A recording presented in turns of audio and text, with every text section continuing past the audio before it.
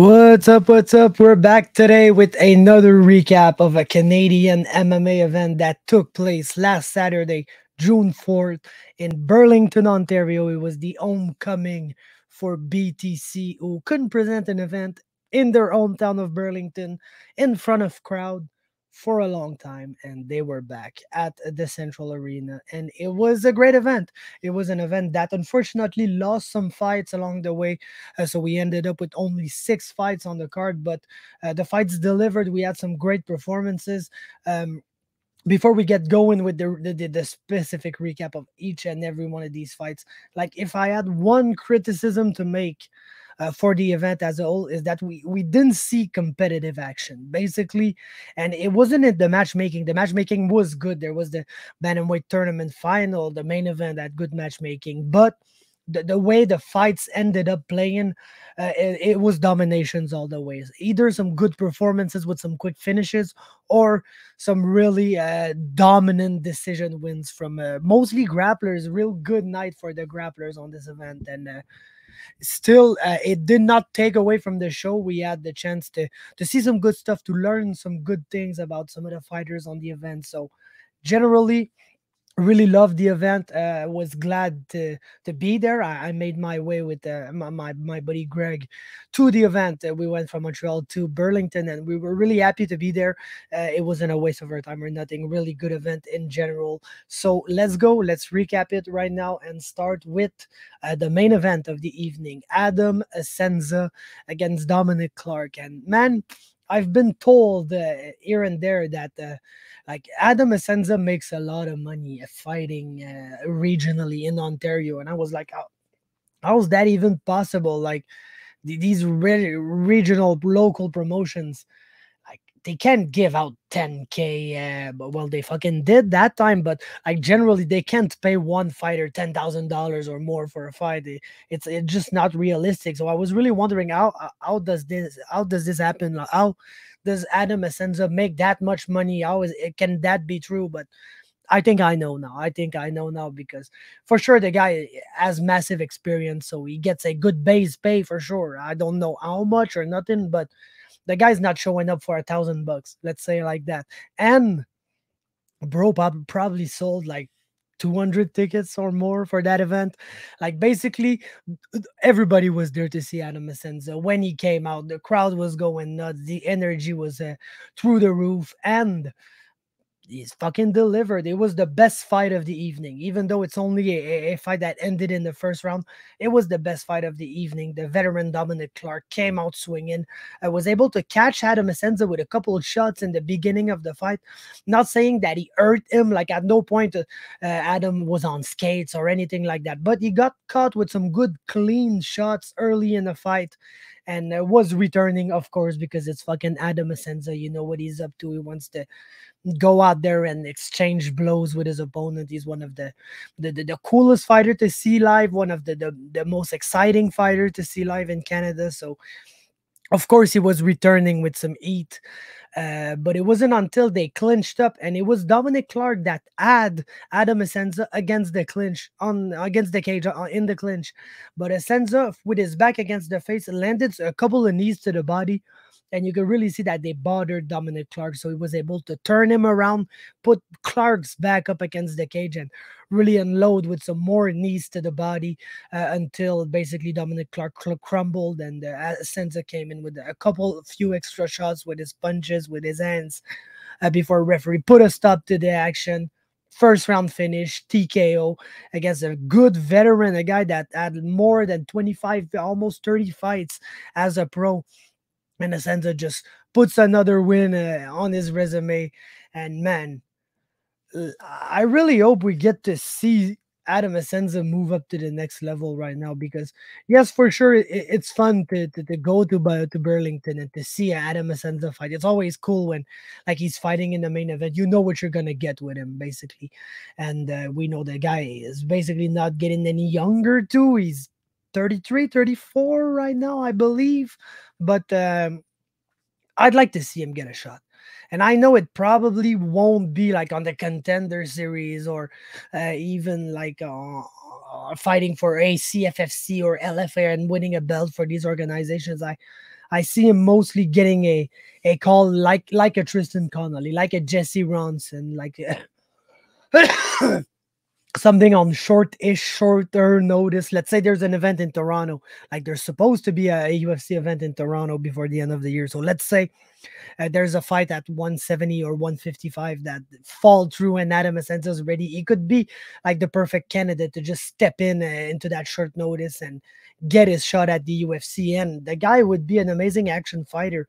I would really love to see him at this stage of his career. He's got plenty experience. He's fought the who's who of the best fighters outside of the UFC. Basically, BTC is now at a point that they gotta fly some people in to fight Adam Assenza because like there's no competition for him in Canada. He's either fought the guys that are here or like they're just too unexperienced with too few fights to be able to be a competitive matchup for Assenza. So I'd really love to see him move on, him fight in the UFC, or even get a shot at Bellator or anything. Get to a bigger league where he could have some people that he can fight and give us some other memorable action before his career is over. So Adam Assenza, always one of our favorites out there, and great performance in the main event. Had some little adversity, just a little bit, and not enough to say that he was losing the round or anything, but just a little adversity. Fought through it. Amazing knees to the body to get the TKO finish in the very first round. Good performance by Adam Assenza. Then that was my most anticipated fight of the evening by far. Probably the reason why I went there is because I wanted to see the finals of the $10,000 BTC Bantamweight tournament. And like I've been saying since the beginning, I believe that this tournament was going to crown the next big prospect at bantamweight, like the next guy that's still early in his career, because everybody in the tournament had like one fight or two fights before the tournament started. And like to really pinpoint who is the next bantamweight prospect that we're gonna look into, that we're gonna say, oh, this guy, he's up to some better. He's up to maybe in 2 or 3 fights, when he gets to 6, 7, 8 fights, get a shot at the contender series, get a bigger opportunity. And that guy is Vinny Diaz, which is not a surprise. To be quite honest, it's not a surprise. When I looked at the bracket at the beginning, I was like, Vinny Diaz and the Atmeh brothers were basically the names that were coming out of that bracket as the guys that I think could win it all. And the final was Vinny Diaz and one of the Atmeh brothers. And to be honest, the way that Vinny did Izudin Atmeh, I kind of had an idea that they were going, that he was going to do the same thing to Albaraa. The only thing is that Albaraa is a little older than his brother. I don't know if he's more experienced per se. I don't have that knowledge, but he's a little older than his brother. I feel like he's a little more developed in his general MMA game than his brother at this exact point of his career. So I was expecting like a tougher matchup for Vinny, but still a matchup that he could navigate through. And man, I think I was right on with that prediction, with that pre-fight prediction, because it was the same type of matchup. Vinny relentlessly looking for the takedowns, basically not engaging that much in the striking, just using his hands to set up a shot and then working his shots against the cage, where he was able to complete some of the takedowns. But the difference between the Izudin fight and the Albaraa fight is that it was way easier for him to get Izudin into these bad ground positions and to get his back and to get him into some really perilous positions. But it wasn't the case with Albaraa. Albaraa fought the takedowns really well, so that gave us basically most of the fight was spent against the cage, where Vinny was trying a takedown and Albaraa was doing just enough not to get taken down, but wasn't really able to get Vinny off of him and get back to range and utilize his strikes to get some points back, to get some points back on the judges scorecard, basically. So of course, really dominant performance for Vinny Diaz, but I feel like if you compare the two brothers performances against Diaz, Albaraa did a little better than his brother. Of course, he's not gonna be happy with that performance. He got out wrestled, and not by much. Like I said, he made Vinny work really hard for his takedowns, but really is willing to Vinny. Sorry, is willing to work really hard. He's got good technique on his shots. He's setting up his shots pretty well. He's got good head position when he's going for the takedowns. He's able to really work for a takedown and know when it's the perfect time to chain wrestle, to switch to another takedown. And it was often like let's say he was getting on a single leg, getting Albaraa against the cage, working on the single leg, and it was not like really working. Albaraa was able to defend, to frame a little bit, to get some underhooks in, or whatever was the case. And then Vinny, after working, let's say for about 30 seconds to a minute on the takedown, would like really rapidly switch to another attempt. Like it was kind of like he was putting Albaraa to sleep, like not really chain wrestling against the cage. And when he felt like Albaraa was like not ready for the other takedown attempt, like for the next takedown attempt, like he was not too wary of it. That's when he would go for that second takedown attempt, and that's where he would get most of his takedowns. He was able to get some back control in the second round, ended the round on Albaara's back here. Um, was able to get some good opportunities on top, not really close to finishing at any point, but a really dominant performance. And for Albaraa, I feel like it's a fight that you could really build upon. Like he knows what he's got to do in the gym right now. It's kind of clear he's good to defend takedowns against the cage and everything, but he just needs to be able to disengage from there, to just to pull his to get the position, flip his opponent, and disengage and get back to range where he could strike, because he's a really good striker, and that's where he wanted to fight. So good stuff from Vinny Diaz. He's the champ. He won the 10K cash, the fucking huge trophy that was taller than him. He won all of that shit, and he's the next big prospect. He's the guy to watch. He's now 4-0, and man, he's one of the brightest prospects. Like I was right. He's the guy to look at right now if you want to see who's the best bantamweight prospect. And when I say prospect, it's not guy that is really close to the UFC, because we've got Series City and guys like Matteo Vogel that are still prospects because they're young in their careers, but they're close to the UFC. So if we had a prospect that will be fighting for the next year or two on the local scene, that is probably the brightest prospect and a guy that will make it to the next level one day or another, is Vinny Diaz right now. And for Albaraa, like I said, lot to learn from that experience, a lot of things to go back into the gym and to work on, and he's gonna come back stronger. I'm sure about that, because he wasn't in the final of this tournament for nothing.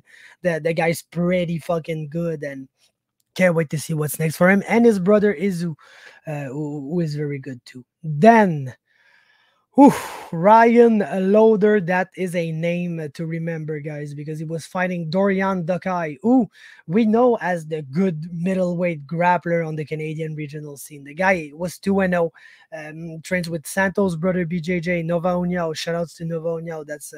That's my affiliation in Jiu-Jitsu too. So, of course, always rooting for Dokaj, that's for sure. But he was the good jiu-jitsu guy, the good grappler, who was able to dominate all his opponents on the ground, to submit his opponents.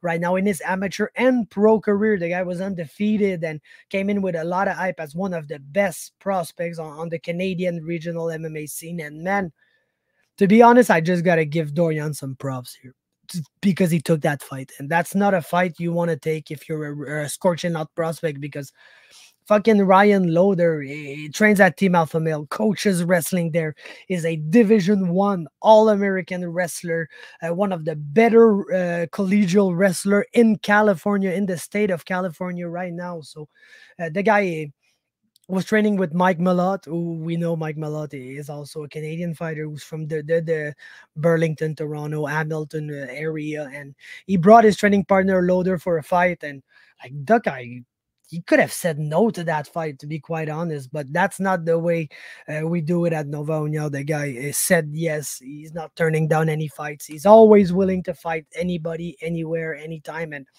he fucking fought him, and it did not go well. He got completely out wrestled in that fight, but he never stopped.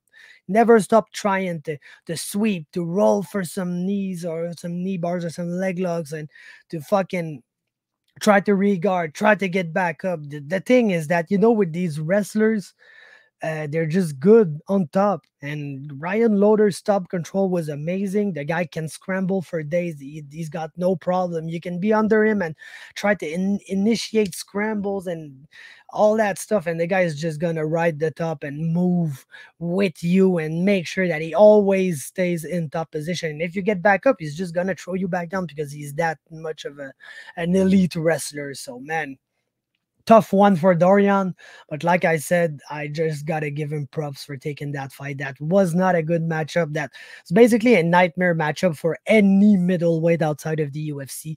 Ryan Loder is a name to remember. He's gonna be up to some great things in MMA, that's for sure. And I'm just really glad we had the chance to see him live in Canada, see him fight for us. It was a great performance. It was an amazing showcase for him. And like I said, props to Dorjan for taking that fight. You got to be a little crazy to do that. And the guy is fucking crazy for sure because he took the fight, fought his ass off, and did not win, did not even come close to winning, honestly. But still fought his ass off, never quit. He could have quit in that fight, to be quite honest. Could have just have laid there and let Ryan Loder pound him out, or let Ryan Loder just grab a quick submission and tap the fuck out. And he did not. He was there. He tried to fight his best and he tried to win every second of that fight. And it wasn't working at all, but he was still doing it. So that's a real warrior. And that's a sign you want to see in good prospects. You're not going to win every fight. Even like it's outside of Khabib, everybody lost basically. Even John Jones, who won every single fucking fight, ended up losing one of a fight because there's just some fluky things happening in MMA. You never know what's gonna happen. So Dorjan fought like that, fought like a guy who did not know what was gonna happen, and that never quit because you just need like one fraction of a good moment to completely switch a fight on his head. And Dorjan knows that. So he fought his ass off, and unfortunately for him, did not win, but got to give him major props. And like I said, that's a personality trait you want to see in good prospects, like never quitting, still fighting even though it's not doing well. And that Dorjan did all of that. So props to him. And as for Ryan Loder, I can't wait to see what's next for him. The guy's gonna be a force to reckon with at 185 in the future, and that's gonna be on the big show too. The guy is absolutely amazing. Then Sterling Michetti and Mike Meade fought in the first ever BTC heavyweight fight, and it was a comical heavyweight fight because it was basically a middleweight and a heavyweight. Michetti took the fight on short notice. It was 2 weight classes up, and like, to be honest, I was surprised when I saw him in the cage because when I looked at the weigh-in photos, I don't know if it's because it was kind of crouched on his knees, but bro looked like a welterweight. Basically, he looked minuscule compared to Mike Meade. So I was like, "Oof, how's this fight gonna go?" Because I know Mike Meade from MFL, he's pretty good. Michetti, of course, he's from Shave Bears MMA training with the fucking Bozer and Larson and Buller and Campbell and like all these names. So yes, he's gonna be good too. You know that a guy's not coming from Shave Bears and looking like shit. That's not happening. So I was wondering, how's this fight gonna go? Because I know Michetti's gonna be pretty good, but fuck, he's so small. He looks like a welterweight, and Meade is a real damn heavyweight, man. The guy has some weight on him. He's a heavy guy who hits hard. So man, I was really wondering how this fight was gonna play, and man, it played in favor of Michetti. He absolutely dominated Meade with his takedown, took the will out of him, and was able to finish him in the second round with some ground and pound to collect his first pro win. My understanding is that it's been a while since the guys at Shave Bear wanted to see Sterling Michetti make his pro debut. So it finally happened, and damn, I get why they wanted to see that because the guy's pretty good. To be honest, he's a pretty good fighter all around. I was even able to trade a little bit here with the homie Mike Meade on the feed, but mostly was able to secure the takedowns, completely out wrestle, out control Mike Meade, and land some good ground and pound, some good continued ground and pound. Like he always stayed active on top, always keep doing damage on his opponent, and just a great performance. Was able, like I said, to get the stoppage at the end of the second round, TKO by ground and pound. And another guy that I can't wait to see what's next for him. Like, I'll know how many fights he signed with the BTC. Was it only a 1 fight deal because he was kind of short notice too? Or did he sign for multiple fights? I don't know. But if he's to be back at 185, maybe him and Dorjan Dokaj could be a cool fight. To be honest, Dokaj just lost, but has more experience. He's now 2-1.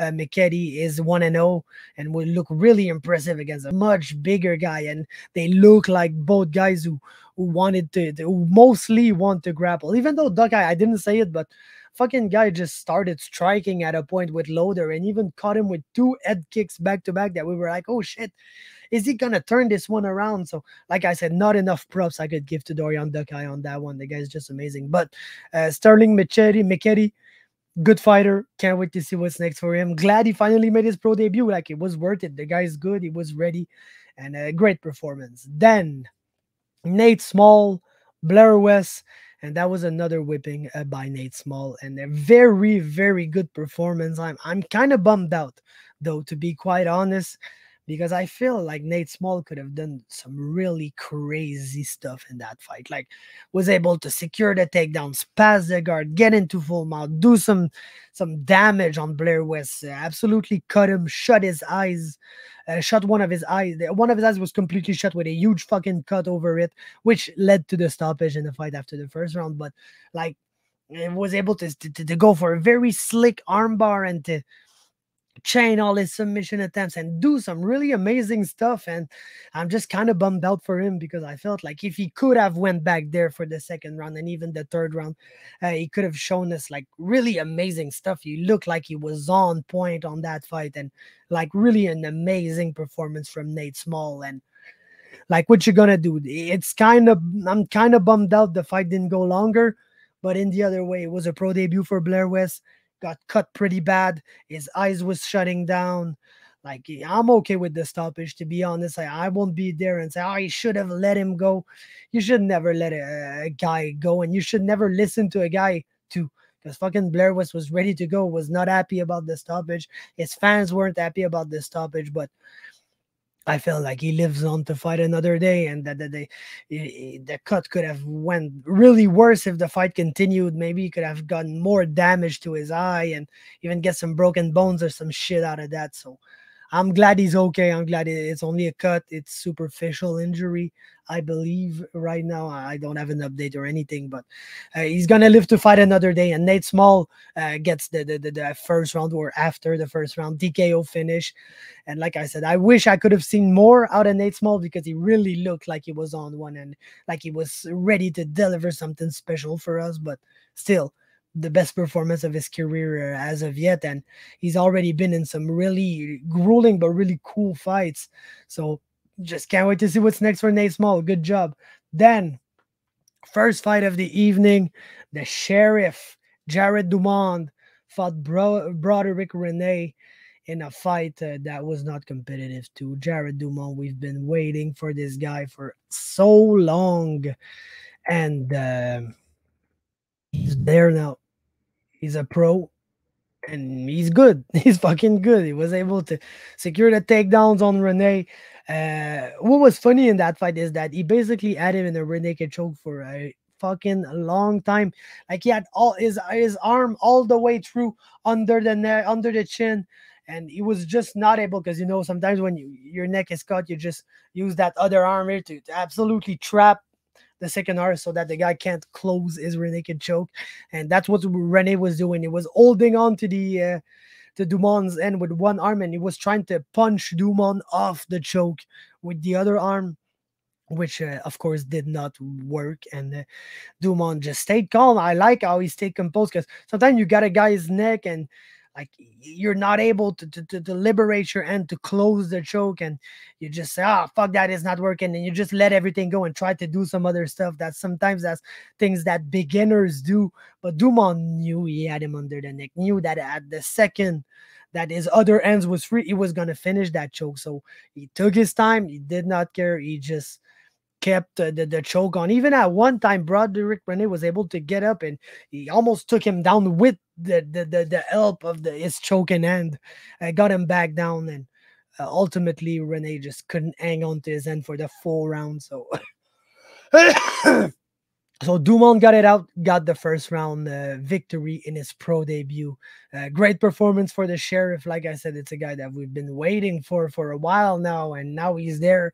He's winning, and I can't wait to see what's next for him. So that's it. That's my recap of the BTC 15 event. Good event, like I said.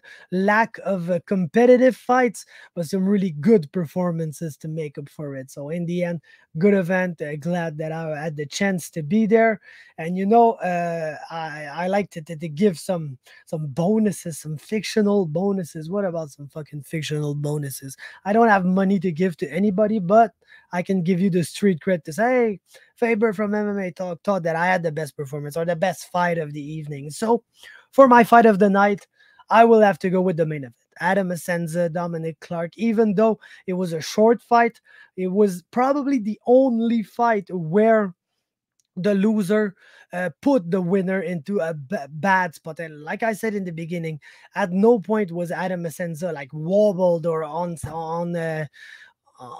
doing the stanky leg or anything like that. Like he wasn't hurt in that fight, but Clark was able to land some good clean shots in the beginning of the fight and really make it for a short but back and forth 1 round contest.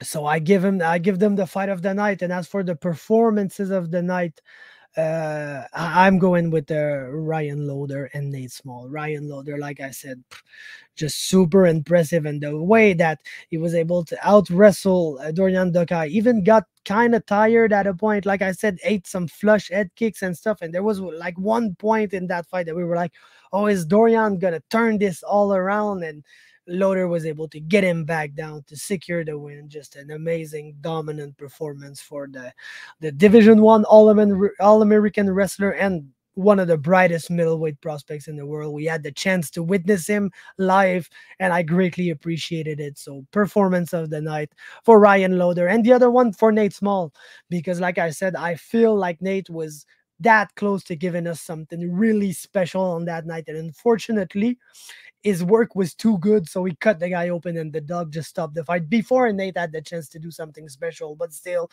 performance of the night for him. Great stuff. And that's it. That's my recap. Leave me a like if you liked.